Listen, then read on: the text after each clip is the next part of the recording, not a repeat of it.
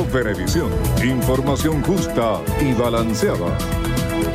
¿Qué tal, amigos? Muchísimas gracias por acompañarnos. Tengan todos muy buenas tardes. Sean bienvenidos a la presente emisión de su Noticiero Venevisión. Ya estamos listos. Así es, estamos listos. Como lo decías tú, Andreina Yepes, un gusto saludarte. Feliz comienzo de semana. Feliz comienzo de semana para todos ustedes, amigos de Venevisión, de Noticiero Venevisión.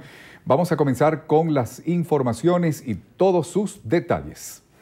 El Ministerio Público comisionó a los fiscales 42º Nacional y 5º del Segundo Circuito del Estado Bolívar, Mervin Ortega y Marcos Hernández, para investigar los presuntos hechos en los que habrían fallecido un grupo de mineros el pasado viernes 4 de marzo en la población de Tumeremo de la referida jurisdicción. En ese sentido, los mencionados fiscales, junto a expertos de la Unidad Técnico-Científica y de Investigaciones del Ministerio Público del Estado Bolívar y del Cuerpo de Investigaciones Científicas, Penales y Criminalísticas, están realizando las primeras diligencias. Adicionalmente, funcionarios de la Fiscalía Superior de esa jurisdicción están entrevistando a familiares de las presuntas víctimas con el propósito de recabar la información necesaria para esclarecer lo ocurrido. Y precisamente hace minutos el defensor del pueblo Tarek William Saá afirmó que una comisión mixta de la Fuerza Armada Nacional Bolivariana y la Policía del Estado Bolívar se encuentra investigando la veracidad de la denuncia de estos habitantes de Tumeremo, donde presuntamente falleció un grupo de mineros en un enfrentamiento en la mina Atenas. Más adelante el defensor del pueblo estará con nosotros en entrevista a Venevisión para ofrecernos más detalles. Familiares de los mineros supuestamente masacrados en Tumeremo, Estado Bolívar, continúan protestando este lunes para exigir que el Estado responda por sus familiares. Los familiares trancaron la troncal 9 del sector. Cada 10 minutos permitían el paso de vehículos de civiles y ambulancias en la carretera que comunica Venezuela con Brasil. Esto como medida de protesta ante el hecho. Américo de Gracia, diputado a la Asamblea Nacional por la Unidad, exhortó al gobernador del Estado Bolívar, Francisco Rangel Gómez, a informarle al país sobre la desaparición y supuesto asesinato de los mineros de la mina Atenas. De Gracia manifestó que ni el CICPC, el SEBIN, la Guardia Nacional y la Policía Regional han acudido al sitio para efectuar la búsqueda de los cadáveres, pues es una zona de difícil acceso que además es controlada por bandas armadas vinculadas a la minería. El diputado aseguró que no es la primera vez que ocurre un hecho como este, pues desde 2006 han ocurrido más de 21 masacres que no han sido denunciadas. El gobernador del Estado Bolívar, Francisco Rangel Gómez, aseguró que hasta los momentos no hay ningún cuerpo de ningún cadáver ni persona encontrada. Hay más de 500 funcionarios de la Guardia Nacional Bolivariana, Zona Operativa de Defensa Integral Bolívar SODI, desplegados en la zona buscando con familiares de los supuestos desaparecidos. Esto se debe a un presunto enfrentamiento entre bandas, sin embargo no señaló nombre ni apodo. El mandatario aseguró que hasta ahora solo hay 2 denuncias en Fiscalía de Ciudad Bolívar, donde una pareja denuncia la desaparición de un familiar, por lo que hace el llamado a todos los familiares a hacer formal sus denuncias ante las autoridades para ellos continuar apoyándolos. Afirmó que incluso la Fuerza Armada Nacional Bolivariana se encuentra buscando con familiares de los supuestos desaparecidos en los lugares que ellos indiquen. Detalló que la búsqueda ha sido exhaustiva. Y cambiamos de tema. Para el diputado y presidente de la Comisión de Medios de Comunicación de la Asamblea Nacional, Tomás Guanipa, la renuncia del presidente de la República sería un acto de sensibilidad social frente a la crisis que atraviesa el país. La renuncia depende solo del presidente de la República. Uno le diría, por favor, evítale tanto daño a Venezuela. Ya es imposible que ustedes puedan resolver el problema que hoy tienen los venezolanos. Renuncien y abran las puertas para un cambio y una nueva elección. Pero eso depende de él. Y yo creo que él ha demostrado muy poca sensibilidad social con lo que está pasando en Venezuela y un afán por permanecer en el poder. El diputado considera que el referendo revocatorio es la vía más adecuada para lograr un cambio de gobierno. Ahora, a nosotros nos parece en Primero Justicia que una vía ideal para organizar a la gente, para acumular fuerza y para que sea el ciudadano el que decida de forma inmediata un cambio en el país es el referéndum revocatorio. Y creo que la enmienda y el referéndum revocatorio se complementan perfectamente. Y por eso para nosotros es muy importante que en la Asamblea definamos y aprobemos esa enmienda, pero que de una vez estemos organizando al pueblo para que el referéndum revocatorio se pueda dar. Con respecto a los medios de comunicación, el dirigente político de Primero Justicia señaló que existen televisoras que desde hace más de un año esperan que les sea renovada la concesión. Eso no puede ser. Por eso nos hemos puesto como objetivo aprobar una reforma de la ley de telecomunicaciones que regularice las concesiones, que permita que todas estas emisoras clandestinas puedan salir, y hemos creado una subcomisión especial para esto, y además vamos a reformar la Ley de Responsabilidad Social de Medios de Comunicación y Telecomunicaciones. PDVSA compró 2 cargamentos de petróleo estadounidense West Texas Intermediate después de que en enero se convirtió en el primer importador de petróleo en Estados Unidos y América Latina desde que se levantó la prohibición de exportación a finales del año pasado. La empresa de refinación de PDVSA en Estados Unidos, Sitgo Petroleum, fue el proveedor de los 2 primeros envíos de crudo de Estados Unidos que llegaron a la isla caribeña de Curazao entre finales de enero y febrero. PDVSA también realizó una 4ª compra de petróleo estadounidense a través de una oferta de compra lanzada en el mercado abierto. El juez federal Sergio Moro, quien conduce el caso por el escándalo de corrupción en Petrobras, afirmó que el interrogatorio policial al que fue sometido el viernes el expresidente brasileño Luis Ignacio Lula da Silva no anticipa la culpa del exmandatario. Por su parte, el gobernante Partido de los Trabajadores de Brasil prepara esta semana una serie de movilizaciones de su militancia para llevar en los próximos días a las calles la defensa de su líder, Lula da Silva, actual blanco de las investigaciones del caso Petrobras y quien hizo un llamado a la militancia para salir a las calles y hacer frente a lo que calificó como arbitrariedades en contra del partido y de su persona. El presidente del Ejecutivo español y líder del Partido Popular, Mariano Rajoy, anunció que pedirá a Pedro Sánchez, secretario general del PSOE, reunirse a solas esta semana. Pedro Sánchez respondió que se reunirá con Rajoy, pero junto a Albert Rivera, líder de Ciudadanos. Por su parte, y contrario a las peticiones de Rajoy, Sánchez, quien no logró acuerdo para su investidura como presidente, no descarta seguir negociando con Ciudadanos y con Podemos.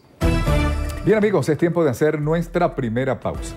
Más adelante en Noticiero Venevisión, tragedia. Crisis migratoria, mueren 25 migrantes tras naufragio. Los detalles en tan solo minutos, no se aparten. Ya venimos.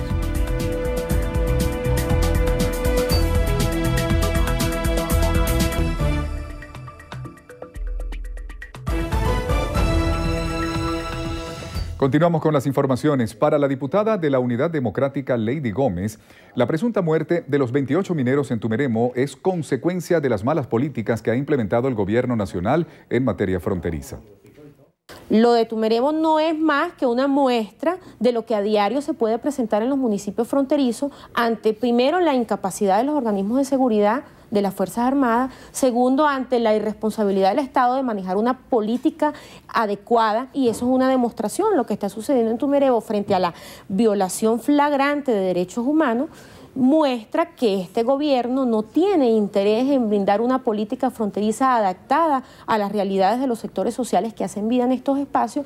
La presidenta de la Comisión de Política Fronteriza de la Asamblea Nacional lamentó que desde el gobierno no se suministre la información pertinente sobre la situación fronteriza en el país. Aseguró que situaciones como la desaparición de los mineros en Bolívar se viven diariamente en todas las zonas fronterizas del país.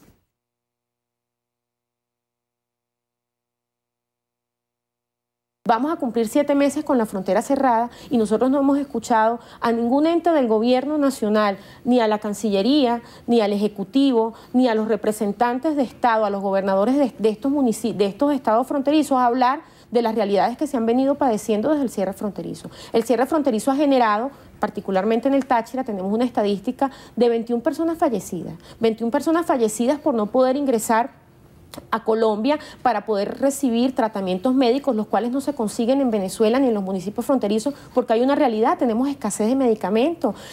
Gómez dijo que desde el Parlamento trabajará por la reforma en la ley de frontera, en vista de que, a su juicio, el gobierno insiste en desconocer las irregularidades y las violaciones de los derechos humanos en los territorios fronterizos. Los 27 expresidentes y exjefes de gobierno, miembros de la Iniciativa Democrática de España y las Américas, IDEA, firmaron un acuerdo en el que solicitan a la Organización de los Estados Americanos activar en Venezuela los procedimientos contemplados en la Carta Democrática Interamericana. A través de un comunicado, los exmandatarios solicitan a la OEA que se inicien los procedimientos de la Carta con el fin de controlar la grave alteración constitucional y democrática que, a su juicio, los integrantes de esta organización está afectando a Venezuela. Precisan que las acciones que han tomado tanto el Poder Ejecutivo como el Poder Judicial también son vetados por los 27 miembros de IDEA. Y durante la juramentación de la directiva regional del Partido Unión y Entendimiento en el estado Yaracuy, el presidente de esta tolda política, Hiram Gaviria, afirmó la voluntad de la organización de contribuir a un cambio político en el país enmarcado dentro de la Constitución. Forman parte de ella profesores tanto de educación media como profesores de educación superior, estudiantes, dirigentes comunitarios, amas de casa. Y el propósito de Puente en Yaracuy es el propósito de Puente en toda Venezuela. Ser factor de cambio democrático, constitucional, pacífico y electoral en Venezuela. Con esta ya son 13 las entidades en las que se ha juramentado directivas regionales del Partido Puente. Vamos a hacer una breve pausa. Así es, en minutos y en estrenos y estrellas. Éxito total. Nuevo video de Diego Torres se ha posicionado rápidamente. Los detalles en tan solo minutos con Federica Guzmán. Ya venimos. Rescata de tu alma esa flor y olvidarás su sexo y color.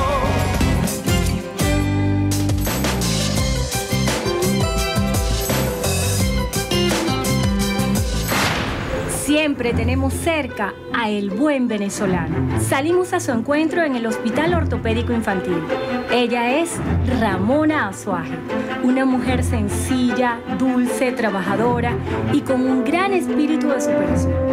Sus ganas de ayudar a los más necesitados es la inspiración que la llevó de ser camarera en el hospital a técnico en radiología, siendo hoy mano derecha de todos los doctores que atienden a pacientes con pie equinovaro y otros diagnósticos, con el método Ponseti, único en Venezuela y con resultados sorprendentes. No hay ningún otro centro en Latinoamérica que trabaje con la ortopedia infantil como se trabaja acá. Es una persona muy colaboradora. Le canta a los niños cuando le pone yeso. Muy trabajadora, ¿ok? Es muy abnegada con su paciente. Me parece una extraordinaria persona. Mi vida sin ella, dentro de sala de yeso, no vale nada. Su profesionalismo y amor por los pacientes es el gran secreto para dar sanación. Desde mis 6 días de nacida, ella ha sido la que gracias a Dios me ha atendido.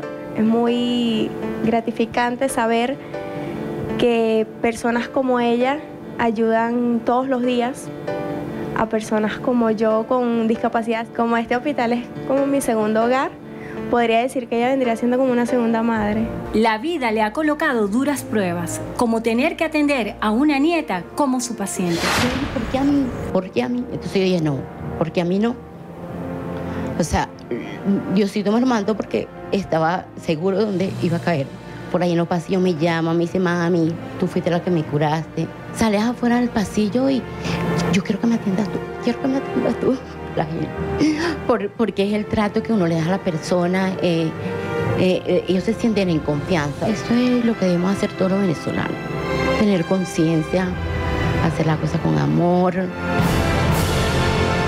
Ramona Azuaje, en más de 24 años aquí en el Hospital Ortopédico Infantil, perdió la cuenta de la cantidad de pacientes que ha atendido. Lo que no ha perdido es su capacidad de dar amor, con humildad y con constancia.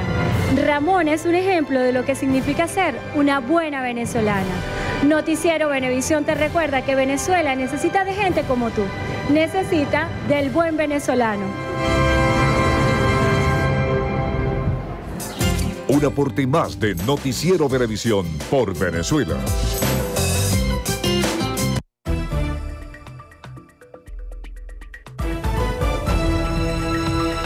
Un adolescente de 17 años fue asesinado a tiros y quemado luego de que delincuentes confirmaran que se trataba del hijo de un funcionario policial.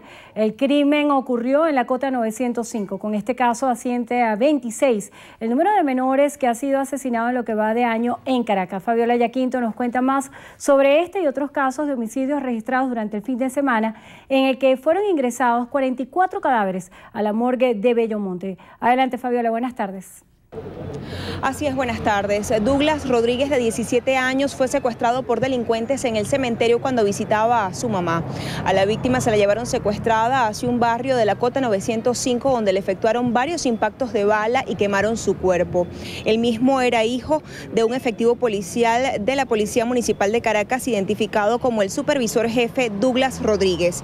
En otro suceso, Sergio Meneses, de 19 años, fue ultimado en la zona de Puente de Hierro, donde varios antisociales lo sometieron para quitarle su motocicleta. A la víctima le efectuaron 5 impactos de bala. Él mismo fue trasladado a un centro de salud donde llegó sin signos vitales. Las personas que estaban ahí vieron cuando ellos lo acorralaron y lo bajaron de la moto y le tiró 2 disparos en el estómago. Y entonces él corrió, ¿entiendes? Corrió hacia abajo y entonces él le lanzaba y le dio por aquí por el brazo, por aquí. Y entonces el hermano le pegó y gritó, bueno, ¿qué pasó? ¿Qué pasó? ¿Tú eres loca? ¿Qué pasó? Y entonces le apuntó al hermano también, pero se le acabaron las balas y por eso no mató al otro hijo mío. 4 efectivos policiales de varios organismos fueron asesinados durante este fin de semana. Uno de los sucesos ocurrió en Catia, donde el oficial Aníbal José Malavé Toro, de 23 años, murió tras recibir un disparo en el intercostal derecho, mientras realizaba varios recorridos por la calle Argentina cuando intentaba frustrar un robo. Durante este suceso, otro oficial resultó herido. En lo que va de año, 28 efectivos policiales han sido asesinados en manos de la delincuencia solo en la Gran Caracas. Es el reporte que tenemos a esta hora del mediodía. Ustedes continúen con más de la emisión meridiana de su noticiero Venevisión. Muchísimas gracias, Fabiola. Vamos con más información. 10 muertes violentas se registraron este fin de semana en el estado Carabobo. Randolfo Blanco está en la morgue de Valencia y nos trae los detalles. Buenas tardes, Randolfo, adelante. Buenas tardes, amigos. Desde las 6 de la tarde del viernes 4 de marzo hasta las 6 de la mañana de hoy lunes, 10 personas fueron ingresadas al Departamento de Patología Forense de la ciudad de Valencia. Entre los casos más recientes está un hombre de 29 años de edad, identificado como Michael Pérez. Fue asesinado en Tocuyito. Trabajaba en una funeraria y desde hace 2 días como mototaxista. Veo al chamito que viene con la moto de él, pues viene el chamito empujando. Y yo digo, ¿qué pasó? ¿Qué pasó? Y me dice, no, ese loco lo dejaron tirado allá. Yo, ¿pero dónde? No, está tirado allá. El chamito dejó la moto ahí, me llevó, me dejó allá y se volvió a regresar. De los 10 cadáveres que fueron ingresados a la morgue, 12 fueron de Valencia, otros 2 del municipio Diego Ibarra y 2 más en Carlos Arbelo. Mientras que en Libertador, Miranda, Puerto Cabello y Los Guayos se registró un homicidio en cada municipio. Esta es la información que tenemos del estado Carabobo. La invitación es para que continúen con más de la emisión meridiana en su noticiero Venevisión. 3 presos muertos y 2 heridos dejó un motín en los calabozos de Poli Anzoátegui. Nina Martínez nos tiene más información. Gracias, Estudio, por el pase. Efectivamente, una riña se presentó dentro de los calabozos de la Comandancia General de la Policía del Estado de Anzoátegui, que dejó un saldo de 3 reos muertos y 2 heridos, quienes se disputaban el control de los calabozos. Situación que ya se encuentra controlada por parte de los funcionarios tras realizar el traslado de 25 privados de libertad al Centro Penitenciario de Puente Ayala en Barcelona. Todo esto en presencia del Ministerio Público y la Defensoría del Pueblo para preservar los derechos humanos de los privados de libertad. Finalmente, 10 muertes violentas se representaron en la entidad durante el fin de semana. Esta es la información que manejamos a esta hora y con ella retornamos el pase al estudio. Muchísimas gracias, Nina. Y en Argentina, un fiscal federal manifestó su intención de investigar los casos o los gastos de la expresidenta Cristina Fernández de Kirchner en sus viajes por sospechas de irregularidades. La solicitud fue hecha por el fiscal federal Ramiro González, quien pidió informes a la Presidencia de la Nación y a la Sindicatura General de la Nación. González quiere saber si hay actuaciones iniciadas en los organismos oficiales por la rendición de los viajes de la expresidenta.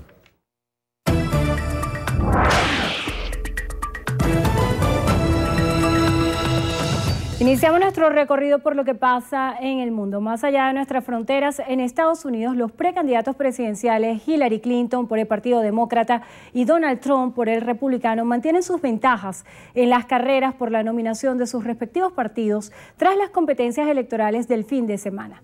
Trump ganó en Connecticut y Luisiana con 53 delegados para sumar 389 delegados. Mientras tanto, Ted Cruz sumó 69 para acumular 302 y Marco Rubio 18, con lo que acumula 149. En la carrera demócrata, el precandidato Bernie Sanders ganó en Kansas y Nebraska frente a una victoria de su rival Clinton en Luisiana. De acuerdo con las proyecciones, Clinton tiene el apoyo de 1.121 delegados, contando en tanto que Sanders suma apenas 481.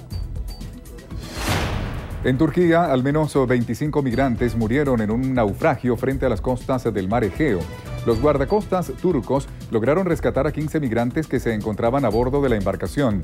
Por el momento se desconoce la nacionalidad de los sobrevivientes. El naufragio coincidió con una cumbre en Bruselas en que la Unión Europea intentará presionar a Turquía para frenar el flujo migratorio. Los jefes de Estado y de Gobierno de la Unión Europea examinan este lunes cerrar el paso en la frontera de Turquía con Grecia a los demandantes de asilo sirios, con el objetivo de examinar caso por caso y aceptar o rechazar su reubicación dentro de los países de la Unión Europea. Se espera la presencia de la canciller alemana Angela Merkel, el presidente de Francia François Hollande y el primer ministro británico David Cameron y el presidente español Mariano Rajoy, quien aseguró que ofrecerá que España acoja a unos 450 refugiados procedentes de Turquía, Grecia e Italia. Las autoridades de Honduras impidieron al mexicano Gustavo Castro, director de la asociación Otros Mundos de Chiapas, salir del país luego de la muerte de la líder indígena Berta Cáceres. Precisamente, este fin de semana se llevó a cabo el funeral de la activista, que contó con la presencia de una gran cantidad de personas, quienes asistieron para expresar su repudio por el asesinato ocurrido el 3 de marzo. La investigación sobre el caso sigue su curso. La ex primera dama de Estados Unidos, Nancy Reagan, murió este domingo a sus 94 años. Así lo confirmó John Haybush, director ejecutivo de la Fundación y Biblioteca Presidencial Ronald Reagan. La viuda del expresidente Reagan falleció en su casa de Los Ángeles a consecuencia de una insuficiencia cardíaca. A través de la red social Twitter, su hijastro Michael Reagan expresó: "Está otra vez con el hombre que amo". Amigos, y la periodista venezolana Ludmila Vinogradov presentó su libro El ocaso del comandante el pasado 5 de marzo, aquí en Caracas. Allí explora la trayectoria política del presidente Hugo Chávez e indaga sobre las circunstancias que rodearon el anuncio de su muerte.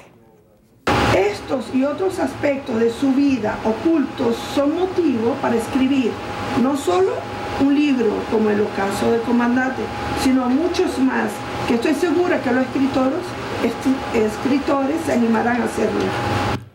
En el escrito, la periodista explica cómo, a pesar de la distancia, el doctor José Rafael Marquina pudo hacer su diagnóstico acertado sobre la salud del presidente Hugo Chávez.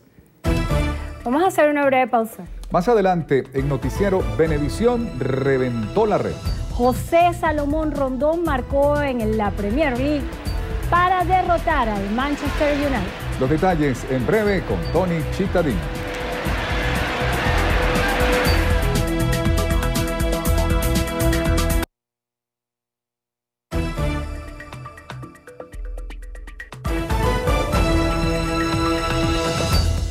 Vamos con más información. El ministro para Obras Públicas y Transportes, Luis Sauce Navarro, presentó el plan de obras de infraestructura vial que se realizarán en todo el territorio nacional durante el año 2016. Milagro Zambrano nos tiene el reporte. Hola, ¿qué tal? Buenas tardes. A esta hora nos encontramos en el distribuidor de Plaza Venezuela y es que el ministro Luis Sauce, el ministro de Obras Públicas, está explicando que ya se tiene previsto, luego de la revisión del presidente, más de 30 obras en todo el territorio nacional que se estarían realizando para mejorar la movilidad y con una inversión que supera los 120.000 millones de bolívares. Escuchemos. En la sociedad. Sí, bueno, buenos días. Nos encontramos aquí en Plaza Venezuela, donde efectivamente aquí será una de las obras que ustedes están mencionando.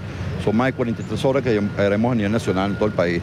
Cada una de ellas será informando con sus condiciones técnicas, sus características técnicas por separado en cada uno de los espacios que nosotros haremos presencia. Pues. En Caracas haremos más de 7 soluciones viales, tenemos más de 7 soluciones viales y una de las más impactos está precisamente la autopista Francisco Fajardo, donde tenemos la ampliación del tramo central de la autopista. Es importante recordar que la primera ampliación fue hacia la zona del este, entre Petare y distribuidor Santa Cecilia, La segunda expresión fue efectivamente hasta la zona del oeste, entre el distrito de Los Leones hasta Parque Central, a la altura del Jardín Botánico, y esta es la parte central, efectivamente, donde se complica pues, un poquito más el tráfico, y aquí vamos a hacer la conclusión de lo que es la ampliación de la autopista Francisco Fajardo. Bien, muchísimas gracias. Ustedes escucharon entonces al ministro Luis Sauce, quien ha manifestado que también se van a realizar algunas obras de infraestructura en aeropuertos y zonas portuarias. Con esta información retornen con más de la emisión meridiana de su noticiero Venevisión. Muchísimas gracias, Milagros. El presidente del Consejo Moral Republicano, Manuel Galindo Ballesteros, consideró que está ajustado a la legalidad la designación de los magistrados por la antigua Asamblea Nacional. Señaló que no es competencia del Parlamento destituir o anular el acto mediante el cual se designe un magistrado. Aseguró que no ha recibido ninguna denuncia de falta grave de magistrados. También dijo que la Constitución señala cuáles son los mecanismos para solicitar una aclaratoria de la sentencia. Cualquier ciudadano o ciudadana puede denunciar que un magistrado o magistrada haya cometido una falta grave, y el Poder Ciudadano, si considera previo análisis que existen los indicios suficientes y el aporte de las pruebas necesarias, apertura el procedimiento que al respecto establece su artículo 3.2, 3.3 y 3.4 de la Ley Orgánica del Poder Ciudadano.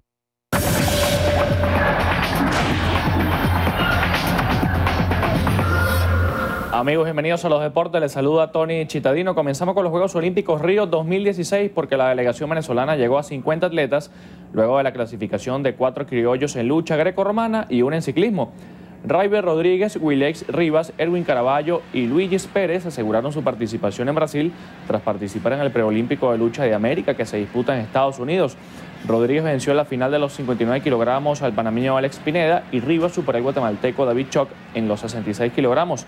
Por su parte, Caraballo fue el mejor en 130 kilogramos al vencer al boricua Edgardo López. En tanto, Pérez se lució en los 98 kilogramos al batir al colombiano Oscar Loango. En tanto, Angie González estará en unos Juegos Olímpicos por tercera ocasión luego de las ediciones de Beijing 2008 y Londres 2012.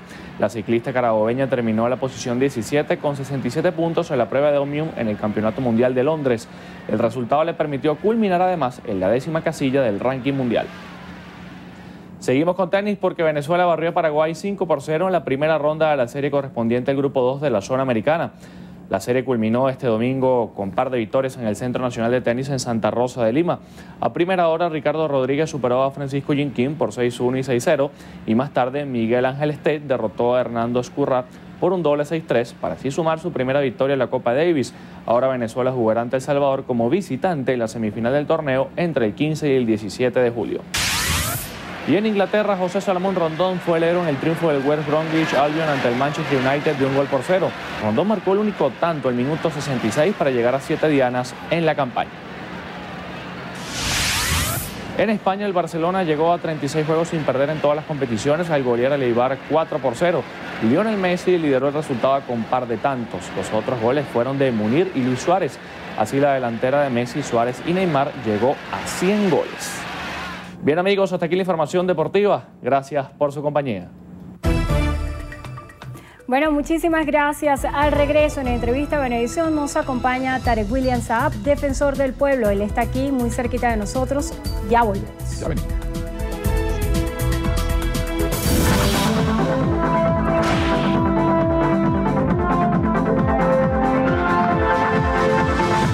Abraham Duarte requiere con urgencia el siguiente medicamento, Plaquinor de 200 miligramos.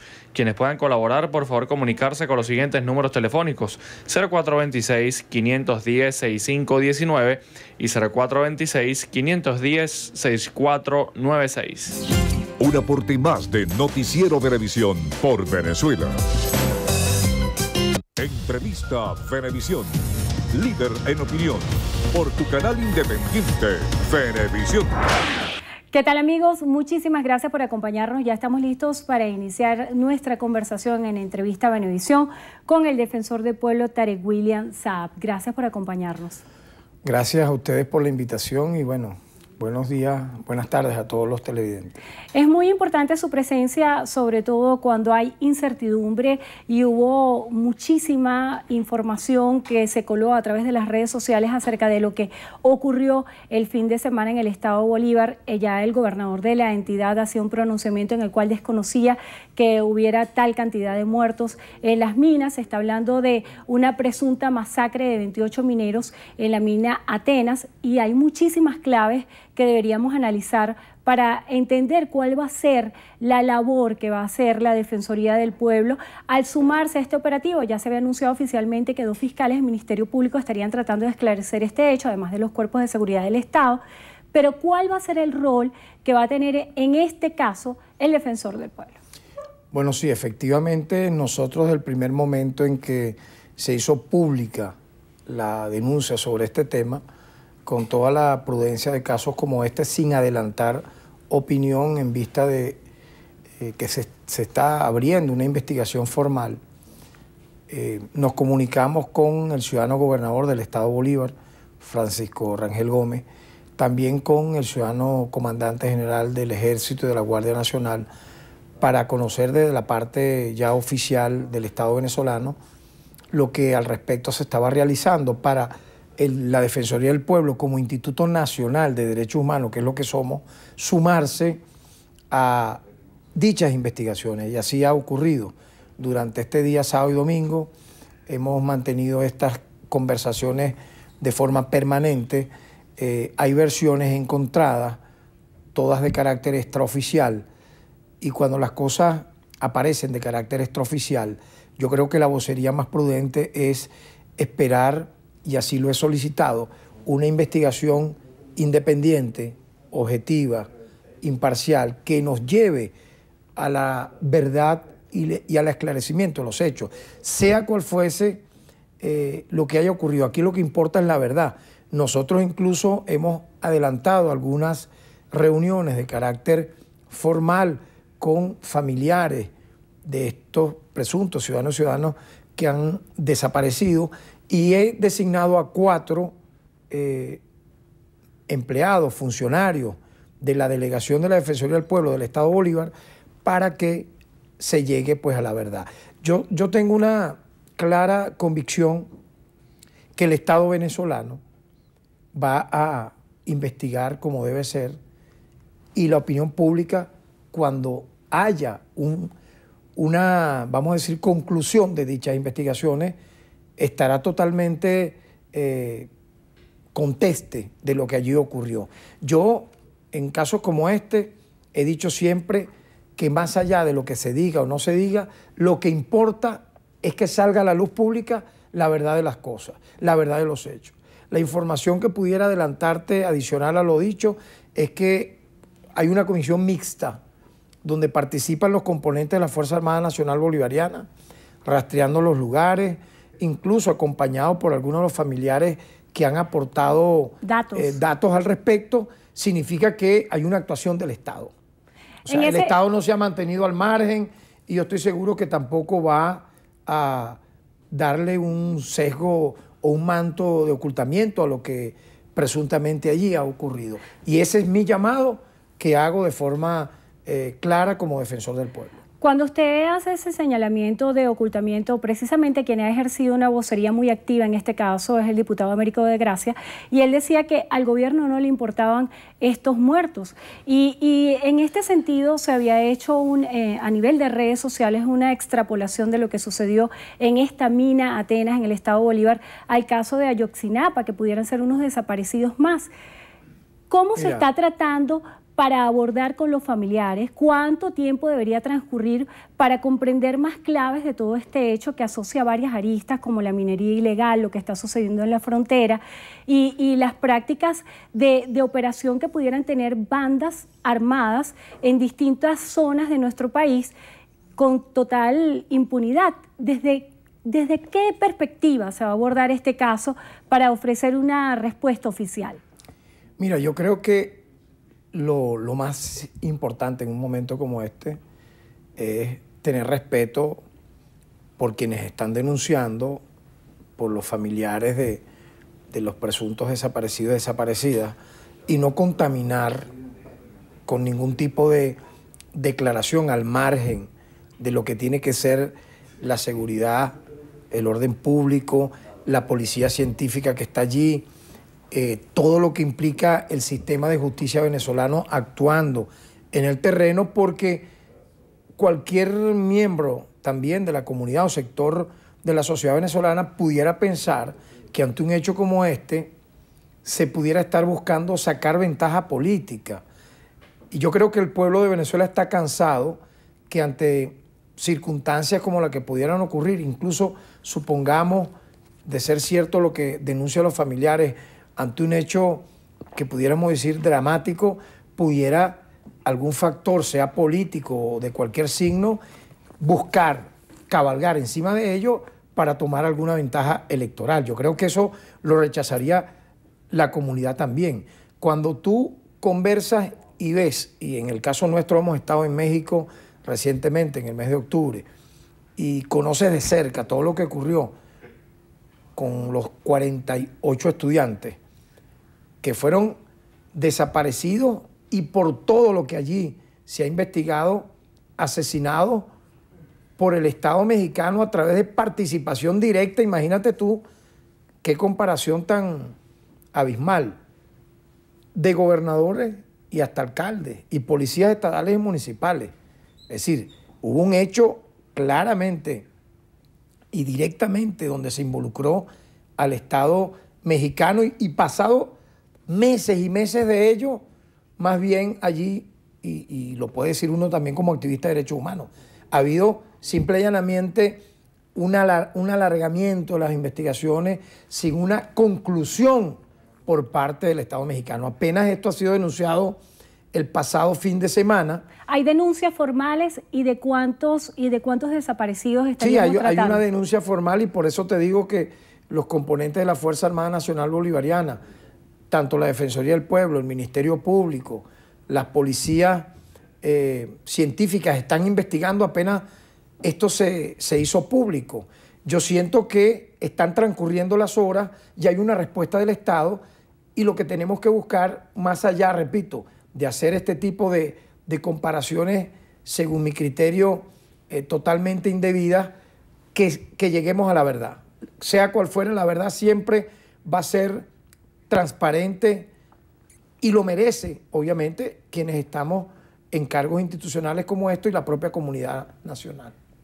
Cambiando de tema y hablando de su responsabilidad por velar por los derechos humanos en nuestro país, el día viernes la noticia de la prórroga por un año del decreto de emergencia sobre Venezuela que dictaba el presidente Barack Obama, asegurando de que se seguían violando de manera reiterada los derechos humanos por parte del gobierno nacional.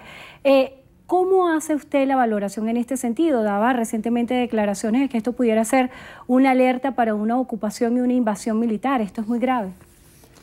Mira, en primer lugar, los Estados Unidos no tienen una jurisdicción supra internacional por encima de Naciones Unidas, por encima de los organismos multilaterales a los cuales pertenece Venezuela, para estar dictando órdenes ejecutivas y calificar de amenaza a ningún país. No solamente Venezuela, ningún otro. En el caso histórico, y es grave esto, fíjate, ellos han hecho 8 órdenes ejecutivas similares a la que lanzaron contra nuestro país, con la gravedad que aquí se le está dando una prórroga de un año más, extensiva hasta el año 2017. Y en las anteriores 7 órdenes ejecutivas fue el prólogo a una invasión militar, fue el prólogo a una ocupación militar. Fue la partida de nacimiento para una especie de tierra arrasada con exterminio de niños, niñas, adolescentes. Te puedo hablar de 3 países, Pakistán, Irak, Libia. Eso es lo que queremos nosotros para nuestros hijos, para nuestros familiares, para los venezolanos, para las venezolanas. Yo creo que la alerta que hace el defensor del pueblo es la que puede hacer cualquier ciudadano común. Estados Unidos no tiene jurisdicción para amenazarnos a nosotros, calificarnos como una especie de, imagínate tú, valga la redundancia, amenaza para la seguridad de ellos cuando ellos son más bien la superpotencia militar más poderosa del planeta. ¿Cómo pudiera Venezuela ser una amenaza a su seguridad. Y si nos vamos al tema de derechos humanos, Venezuela tiene internamente instituciones, un movimiento también nacional de derechos humanos que de forma interna dirime sus diferencias, y quienes van a organismos internacionales o multilaterales, el Estado enfrenta dichas denuncias y puede tramitarlas y buscar resolverlas por la vía pacífica, por la vía del diálogo, por la vía del debate de las ideas, que es lo que yo siempre he propuesto. Soy una persona que busca tender puentes, dialogante, sentar a las partes para conversar en asuntos, imagínate, del día a día. ¿Cómo será entonces algo como esto tan, para mí, exagerado?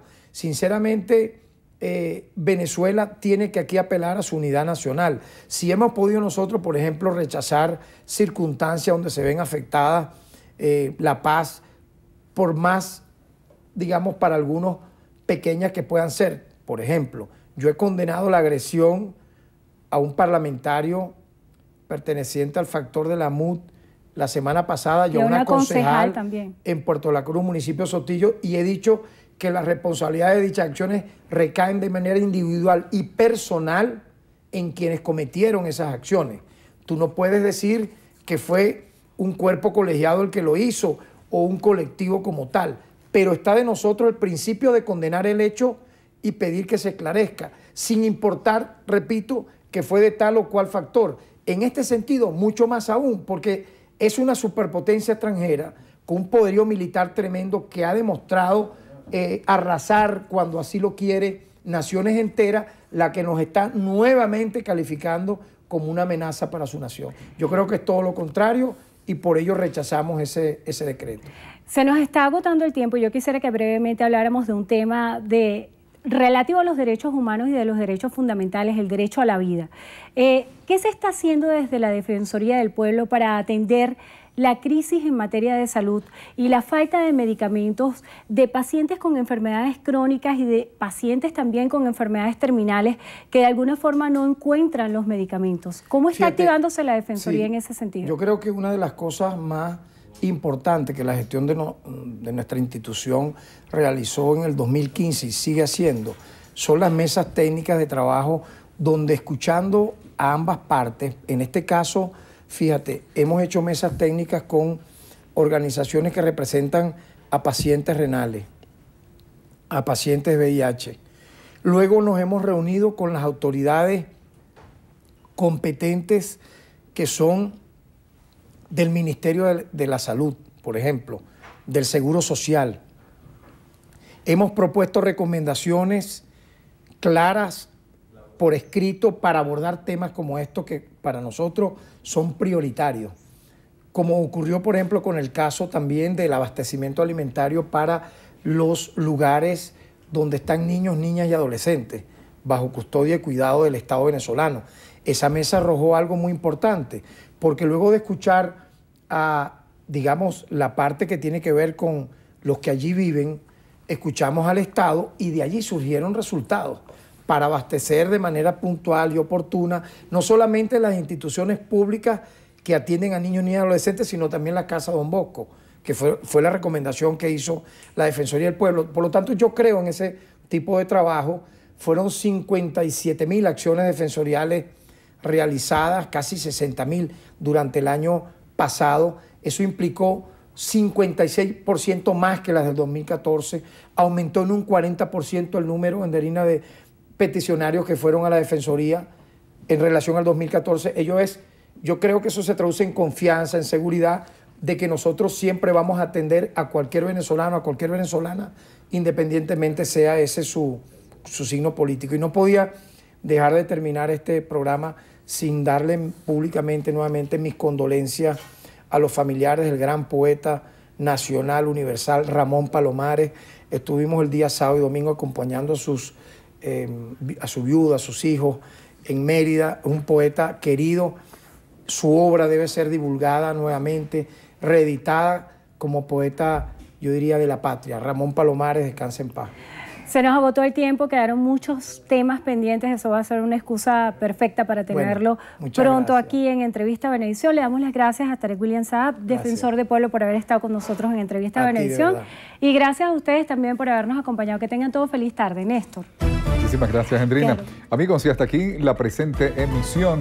Recuerden, Noticiero Venevisión, Canal 4 reporta y ustedes deciden. Buenas tardes para cada uno de ustedes. Buen provecho.